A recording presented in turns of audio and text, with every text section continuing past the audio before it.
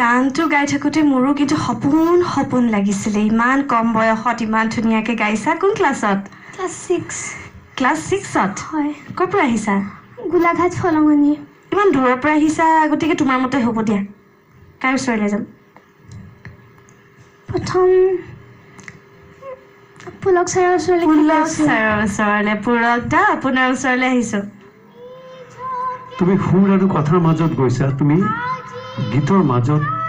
শব্দবিলাকৰ গোটেই গীতটোৰ মিনিংটো কি অৰ্থটোৰ মাজত সোমাই কিন্তু তুমি যাবলৈ পাৰা নাই কিয়নো সেইটো বয়স তোমাৰ হোৱা নাই সুন্দৰকৈ গাইছা তোমাক মানে মই শলাগ লৈছোঁ তোমাৰ যে তুমি ইমান টাফ গান এটা চিলেক্ট কৰিছা আৰু গোটেইকেইটা কৰ্ড চেঞ্জ কৰিছে তুমি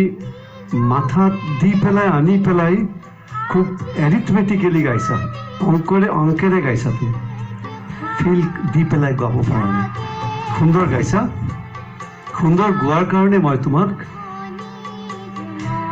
33-0 মই তোমাক দিছোঁ মই মৌচুমী বাৰ ওচৰলৈ আহিছোঁ প্ৰাংগনক ক'ব বিচাৰিছোঁ যে তুমি এগৰাকী খুব ভাল গায়িকা হ'বা কাৰণ তোমাৰ মাজত এটা চিৰিয়াছনেছ আছে সুৰটো লাগিছেনে নাই ঠিকে মই পাৰিছোঁনে নাই হয়নে খুব চিৰিয়াছ কিন্তু বেছি চিৰিয়াছ নহ'বা চিৰিয়াছ হ'ব লাগিব চিৰিয়াছ হ'লে শিকিব পাৰিবা মোৰ খুব ভাল লাগিছে পুলক দাই খুব সুন্দৰকৈ কথাখিনি ক'লেই মই বিচাৰিছোঁ তুমি ভৱিষ্যতে খুব সুন্দৰ সুন্দৰ গীত গাবা ইমান কঠিনটি গীত তুমি বাছি উলিয়াইছা তুমি গাবলৈ চেষ্টা কৰিছা সেইটোৱে ডাঙৰ কথা সম্ভাৱনাত আহি ইমান কণমানি এজনী মৰম লগা ছোৱালী ইমান এটি কঠিন প্ৰয়াস কৰিছা গীতটি গাবলৈ সেইটো বহুত ডাঙৰ কথা আৰু মই আশা কৰিছোঁ তুমি এনেকৈ সুন্দৰ সুন্দৰ গীত গাবা অনুভৱ কৰিবা হয়নে তাৰপিছত তুমি গাবা মই তোমাক দিছোঁ 30 মই আহিছোঁ জিতু দাৰ ওচৰলৈ পুলক আৰু মৌচুমী যিখিনি ক'বলগীয়া কথা সেই কথাখিনি ক'লেই তোমাৰ কিন্তু ভইচত